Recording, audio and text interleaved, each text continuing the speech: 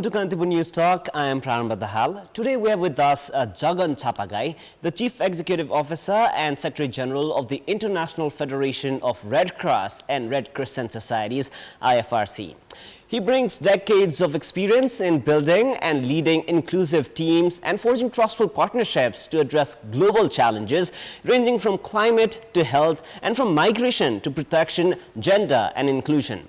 He began his humanitarian journey as a youth volunteer with the Nepal Red Cross and has extensive experience in and broad knowledge of the International Red Cross and Red Crescent movement. First of all, Mr. Chapagain, welcome to Kantipur News. What brings you to Nepal this time? First of all, thank you for having me.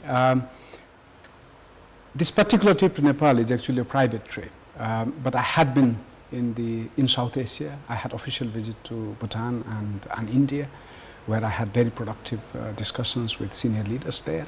But in Nepal, it's a private trip. But I got this opportunity to speak to Kantipur, so I have just taken that opportunity. Well, that's good. We're glad to have you, and we're looking forward to this conversation as well. So your journey from a volunteer to Secretary General, can you please elaborate a bit on this? As you mentioned during the introduction, I started my humanitarian journey as a volunteer in Nepal Red Cross back in 1982-83. Of course, as a student, I had my ambition as a student, so I ended up studying engineering, so I'm an engineer by training. But what I realized fundamentally was I wanted to continue my work, dedicating to the social work and the humanitarian work. Then I decided to rejoin the Red Cross as a professional. So initially, I worked here in Nepal Red Cross, primarily running the refugee program, refugees coming from Bhutan in eastern part of Nepal, in Japa and Moran. So I ran those refugee camps for about 3 years. And there was an opportunity to work internationally. And so I started my international work in 1996 from Tajikistan, from Soviet Union countries. And the journey continues. So you've mentioned the humanitarian aspect. How do you see at present context time the status of humanity among people in general around the world? Probably after the end of the Cold War, this is the most challenging humanitarian situation in the world. We have multiple conflicts in the world, where major powers are involved directly or indirectly. The impact of those conflicts on population is immense, and the human suffering is absolutely tremendous. It has also resulted in the global system, global political system that takes global decisions paralyzed. So if you look at the UN Security Council, is absolutely paralyzed, not able to take key decisions because number of countries have veto power and they would not allow certain decisions to be taken. Mm-hmm. Also, many other global platforms are severely polarized, and that means you cannot find the political solutions to the conflict. Of course, the conflict gets a lot of attention on the news, but for me and for me in the IFRC, one of the most consequential crises is the climate crisis. It impacts every part of the world, and it touches every aspect of human life and the planetary life. We'll definitely get to the climate change because the impact is very serious in countries, especially like ours. So before we head to that topic, only yesterday we marked the Constitution Day of Nepal. So it's roughly when we're entering the 10th year of the Constitution being promulgated from the Constituent Assembly.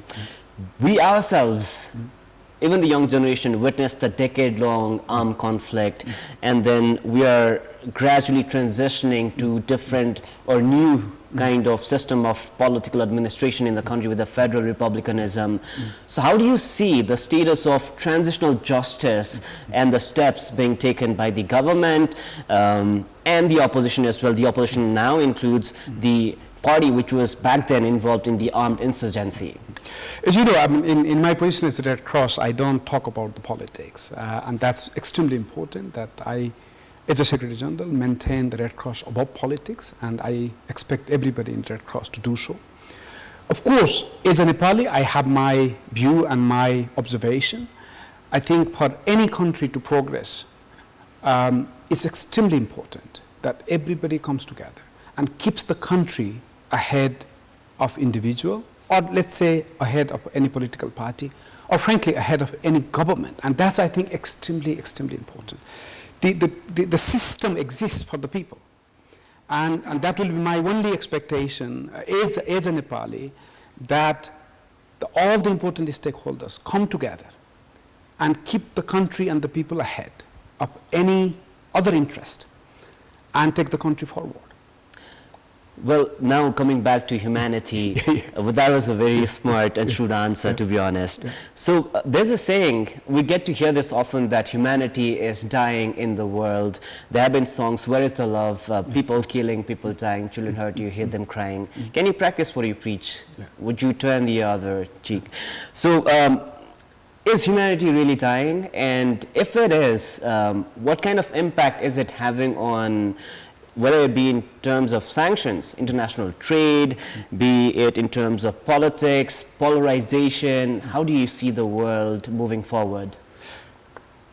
I would not agree with the statement that humanity is dying, but I would agree that humanity is under tremendous pressure. Why I say humanity is not dying is that during the COVID-19 time, as you know, many countries had to go through the lockdown. And I had taken over as a Secretary General exactly around the time of the start of the COVID-19. So I can say this with my personal experience. And during those times, when there was a lockdown, of course, the severe economic hardships, what I could find was, in Red Cross, we actually have more volunteers coming forward to help others.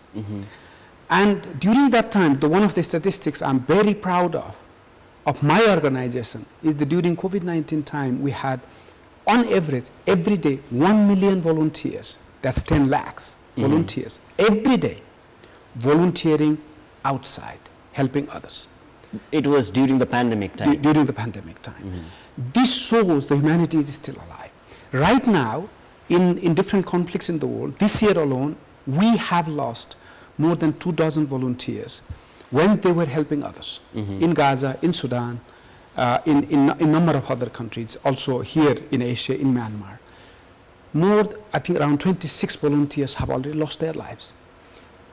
But our volunteers keep coming forward, keep coming forward to help others. You know, when they are volunteering, the essence of volunteering is helping someone else. And they don't stop helping someone else. So this gives me immense hope and pride that humanity is still alive. But it is under pressure. It is under pressure with multiple conflict that's happening around the world. There is clearly the political system that has struggled to find the solutions. And of course, when the large population is struggling on a day-to-day basis to feed their children, or to send their children to school, or to have basic healthcare facilities for their elderly parents, of course, the humanity comes under stress. I visited Africa a couple of years ago when they had a tremendous drought and the food insecurity. In 21st century, I personally witnessed people dying of hunger. With abundance of wealth that exists in the world and the progress we have made, I witnessed personally people died in front of my eyes because they hadn't had the food to eat for weeks and months. So it does show that we have a challenge. We have a challenge. Now, how do we deal with this? And that is going to be my another question. So how does IFRC combat all of these challenges, whether it be because of war, political ideologies and the differences in it, and natural disasters, climate-induced disasters, problems caused by migration as well? So have challenges increased for IFRC? If so, how are you combating them? Absolutely. It's increased tremendously. As you know, in the whole world, if you look at it, it's an ecosystem in itself. You know, there are of course the governments who run the states, and the states are created to look after their population. So primary responsibility of looking after the population belongs to state. While that is true, of course there are pockets of crisis of the gaps over hundreds of years were absorbed, and that's when initially, primarily the religious organizations, and later on, social organizations, and now the humanitarian organizations have come primarily to fill the gap. So here we need to understand really, is the primary responsibility lies in the states, and the organization like mine come to lend a helping hand so that the states have time and opportunity to recover from the ongoing crisis so that they can actually take care of their people. So this is a fundamental ecosystem we need to believe. Now in the IFRC, what we have done is, of course, we have scaled up our humanitarian assistance in the last few years. We have taken a three-pronged approach. The first approach is, of course, we respond when there is a crisis, particularly the disasters. When there is a disaster, generally, you know, as a Red Cross, we have a pretty well-developed system. You're in the front line always. We are always on the front line. But what we also realize is that constantly responding after disaster has happened is not sustainable. So last 5 years, we have invested very heavily on what we call building community resilience, but particularly focusing on the climate, health, and migration. So while you build these community resilience teams, you have this wealth of experience also in terms of building inclusive teams. You're known for that as well. So how do you ensure that the teams are inclusive while you come up with these resilience squads and you forge partnerships with other entities? Yeah. So absolutely. So maybe let me finish. The first thing was responding when the crisis happened. Second thing is, of course, building the community resilience. And the third element is you do this in an inclusive manner. So these are the three pillars. Because if you don't do in an inclusive manner, the first two will not reach the hardest to reach communities. So this is the three-pillar approach we have taken. Now, on your questions around how to build the inclusive teams, and this is a hugely challenging work, although it sounds very simple, and in principle, nobody disagrees with it. But in practice, it's very, very hard. It's very hard because there are, in every country, literally, I will not single out any country, there are traditional norms that have been there for thousands of years. For example, when it comes to gender issues, even in many developed countries, they continue to remain a challenge. And then there are, of course, the inclusion of various ethnic groups, the religious groups. And unfortunately now, in many countries, also the political divide. You know, somehow, if you belong to different political parties, you cannot even come together on a social work. So you have traditional divide, you have religious divide, you have ethnic divide, and increasingly also political divide. And when this happens, trying to create an inclusive environment becomes very, very challenging. The approach we take in the Red Cross, and largely successful approach, is build your initiative bottom up, build from the communities, and have a participatory approach to developing your idea. That takes much longer and is harder, but what we found was when you do that, the solutions are more sustainable and long-lasting. I have to confess that this is a journey, I believe, we are just taking. We are not where we should be. And as a Secretary General, I have put this as one of my topmost priority to have a gender-balanced team, an inclusive team, a geographical balanced team. And this has been one of my top priorities. And I have to confess that after 4 years, I haven't achieved where I should be. Well, definitely inclusion, while everyone voices for it, vouches for it, it's always remained a complicated process. Well, inclusion is there, one aspect of it. You've mentioned geographical aspects as well. How do you also ensure localization, whether it be in terms of resources, physical or intellectual? How does IFRC work on localization of prioritizing local resources? You know, the localization has always been our way of working until it became passion in 2015 during the World Humanitarian Summit in Istanbul. So it's become passion less than 10 years. But for us, this has always been our way of working. So if you look at how we are organized, has always been, of course, we have our headquarters in Geneva, but our membership now in 191 countries, and those members have around 16.5 million volunteers who are literally in the communities, and these have a local structure, what we call local branches or local chapters. And the way we try to build up our program has always been bottom up. Not always easy, and not always possible, I must confess, because in some of the contexts, that's not very easy because the traditional systems have always been top-down.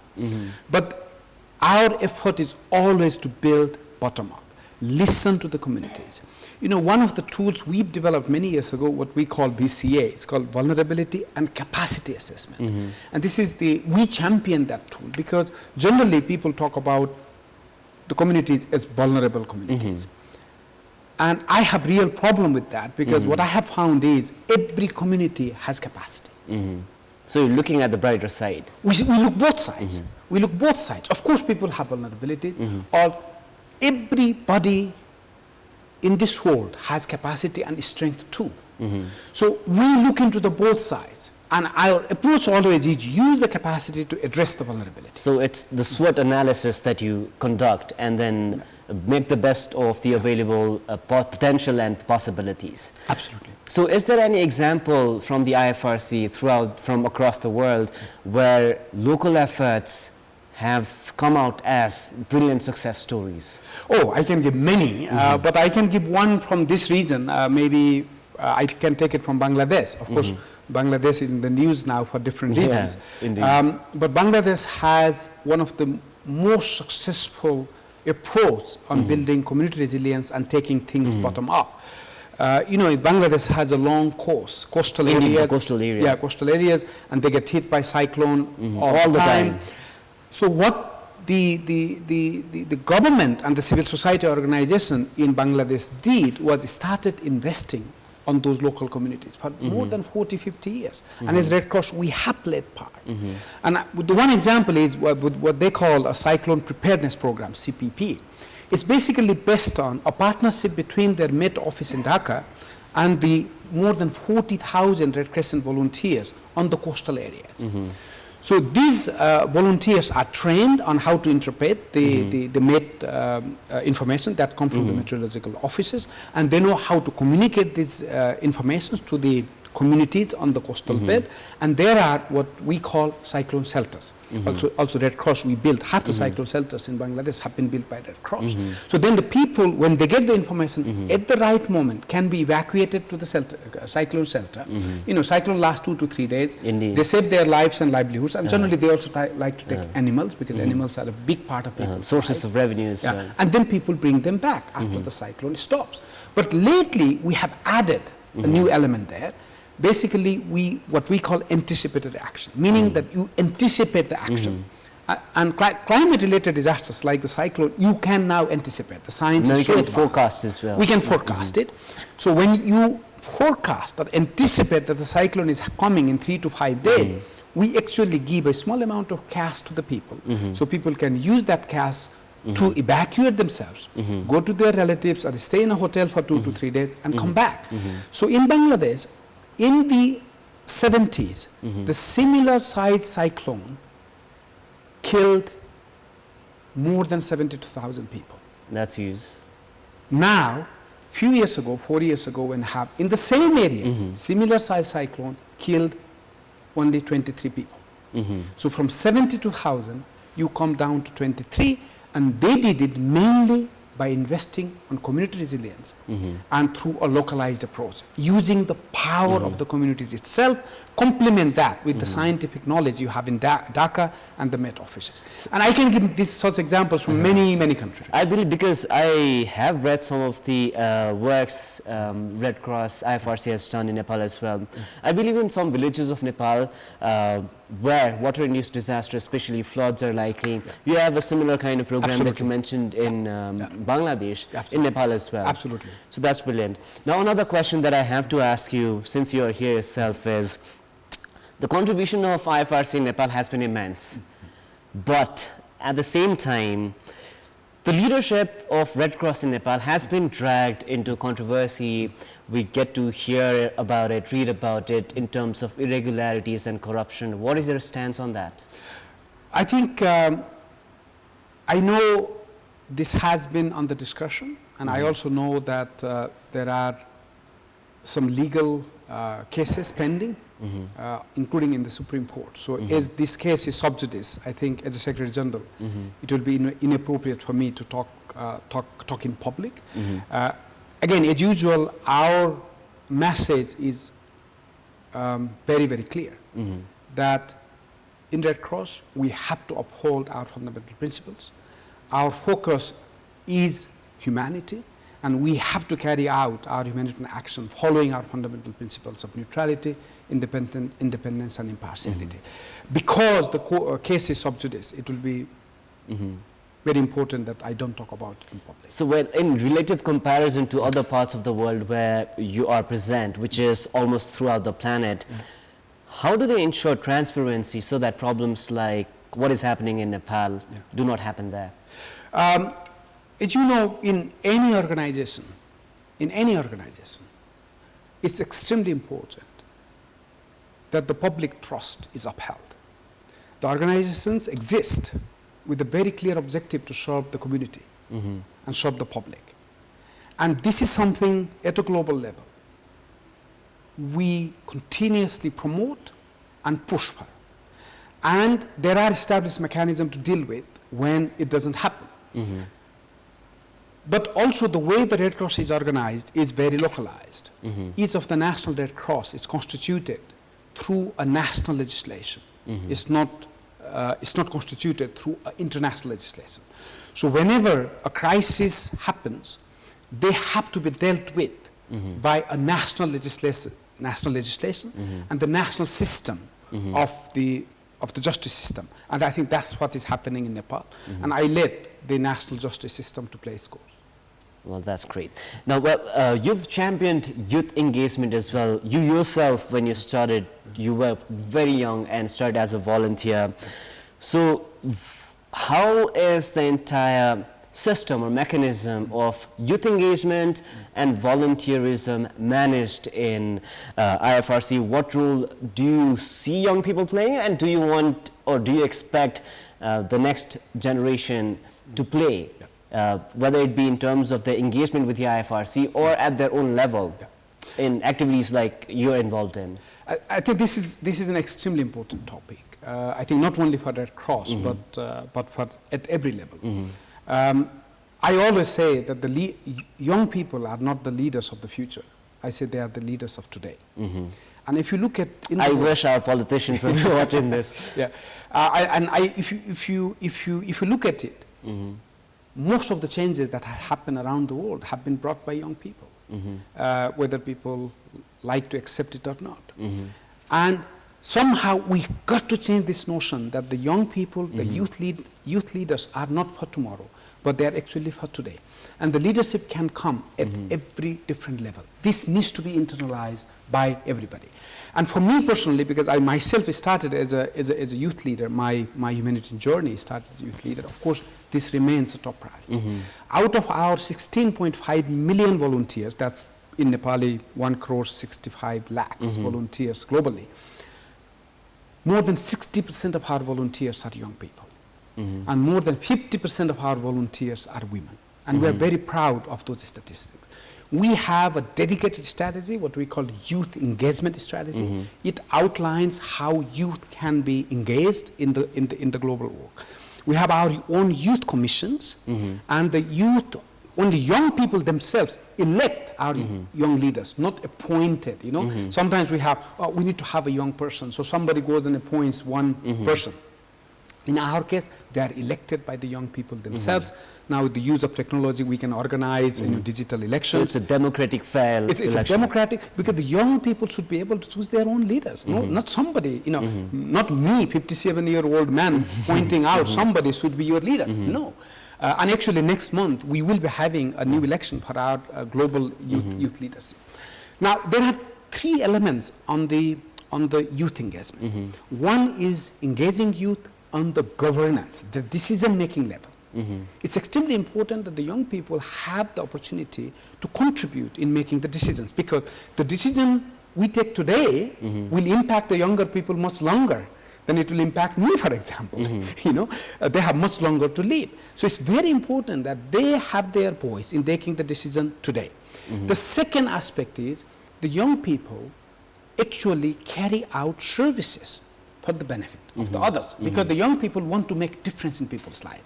They don't only Of course, they do want it, but they are not satisfied by just staying in the meetings or giving speeches or listening to speeches and clapping. They want to make difference in somebody's life. Means we need to create an enabling environment where young people can actually carry out their own activities, and we should create resources for that. And the third element, which is extremely important and many people don't think about, young people also need help themselves. And particularly after the COVID-19, the mental health impact on young population is immense. You know, in some of the culture, including in our culture here in Nepal, we don't talk about mental health a lot. Indeed, it's only started some time back. Otherwise, there was nothing like this forums for discussion about mental health of people. Indeed. So that's why it's extremely important that when we develop the program, like my organization as IFRC, but also by the governments and other organizations, to see youth as leaders, as service providers, but also service receiver, because they also need help, particularly in areas like mental health, exclusion, isolation of young people now. I think one of the side effects of the technology has been also that it has created an isolation among the young people. So we've got to create a forum for young people to engage. So with this three-pronged approach, I believe that we can strengthen the youth engagement, and this is critically important, not only for the Red Cross, but for the entire planet, that youths are engaged today. Well, engagement of youth, very important for, like you mentioned, the humanitarian efforts of IFRC. What about the aspect of ensuring efficiency of all of your initiatives and responses to disasters, wars, issues of hunger and famine? So how does the operational management and efficiency gets ensured by IFRC? You know, and this is where I think I want to go back to the notion of localization. What we have learned over many, many years of practical experience is whenever disaster happens, whenever crisis happens, unfortunate earthquake we had here in Nepal in 2015, the first person to respond is a family member. Indeed. The second is your neighbor. Third is community. Then fourth, fifth, sixth is everyone else. So that's where the notion of localization becomes so important. And involving the communities becomes extremely, extremely important. Now, even if I move fastest, like in case of earthquake, I used to be the regional director at that time, directly responsible for Asia Pacific. It took me 3 days to get the assistance to Kathmandu airport, which was clogged. So 3 days, that's the most critical time to save lives. So who saves those lives? It's family, neighbor, and the communities. That's why our emphasis on localization and investing on strengthening the local resilience when there is no crisis. And when there is a crisis, you respond to the crisis in a way the communities are strengthened. That's the best way to improve the efficiency and effectiveness. And frankly, also from the cost effectiveness point of view, when the local people are running their own program, this is the most cost effective way of doing business. Now, there is of course an element of bureaucracies in organizations, and every organization has bureaucracies. And bureaucracy is not necessarily a bad thing as long as it functions, you know. But as long the minute the bureaucracy becomes the bottleneck, that's where the problem comes. Because without bureaucracy also it becomes a chaos. So we need a functioning and efficient bureaucracy. So what we have done, and this has been one of my emphasis being a Secretary General, is that I have put more emphasis in killing the bureaucracies rather than making new bureaucracies. So I have always emphasized that before we introduce new regulations, I always challenge the team that how many of the old ones we are getting rid of. So the red tapes are always challenges. Always challenges. So in another context, as we approach the end of this brilliant interaction with you as well, how do you see the impact of climate change in countries like ours who do not emit much, but at the same time suffer in high magnitudes? This has been probably one of the unfortunate consequences of the climate crisis. The people and the countries who have contributed the least in climate crisis are the most impacted and where the least investment is coming into. And Nepal is, of course, one of them. So what should Nepal do as Prime Minister is going for the UN General Assembly? So what kind of voices do you think it should be raising in terms of climate? You know, here again, there had to, I always come in threes. So there are three approaches we need to take. One is, of course, the global advocacy. It's extremely important that Nepal raises these issues in the global fora in a very strong way. I had an opportunity to be in the same panel with the former Prime Minister during COP28 in Dubai. Yeah. And we, you know, of course I was there as a Red Cross, but I was in the same panel, so we could highlight that issue. Effective diplomacy, effective climate diplomacy, which is based on data and evidence, is extremely important. That's the first element. The second element is talking is not enough. You need to walk the talk. We need to walk the talk. That means in Nepal, all of our development efforts have to be climate smart because we're already doing development work. We are doing the road construction. We are doing hydropower constructions. And these developments are needed for the country. But we got to do them in a climate smart manner and integrate the development with the climate angle. So we clearly have a lapse in terms of, even when we're doing the feasibility study, the environment impact assessment is not being carried out well enough. So these are the ways that you mentioned that we ensure that the impact of climate change is curved, right? Absolutely, from the very beginning, but also not to politicize, because sometimes what happens is this gets politicized and become a divisive issue, because country like Nepal needs development. I mean, there is no question about that, but you can do development. The hydroelectricity production, look at Norway, they do that, but they have managed to do both the development and environment friendly. So having that climate smartness in your development activity is critical. And the third, and this is something I'm absolutely believer, is the resources needs to reach at the community level. The impact of the climate happens on people living in the communities. And I think in some way Nepal has done better to get the resources at the community level through different initiatives. But this needs to be built up. Here, one of the things what I feel as a country and as a Red Cross, I'm hoping to bring it to COP29 in Baku. I believe we have received a massive wake-up call this year in Nepal. You know, the snow lakes, the meltings of glaciers, and the breaking outburst of the lake. This is a warning sign. Either you believe in God or not, but we have received a warning sign that the climate crisis has reached a tipping point in Nepal.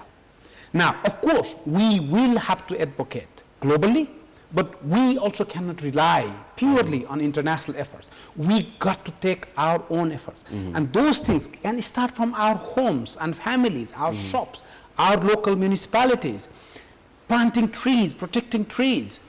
There are many things we can do ourselves in the country if we mobilize today's young people. The young energy, young motivation. When I was a youth Red Cross volunteer, one of the things we did was used to plant trees. I don't see those initiatives happening anymore, while I believe those are needed now more. So this will be international advocacy, climate smart development, investment in the communities, and finally, the country has to create a climate movement. A climate movement, so every house, every person says that I will make a difference today. Don't look at someone else.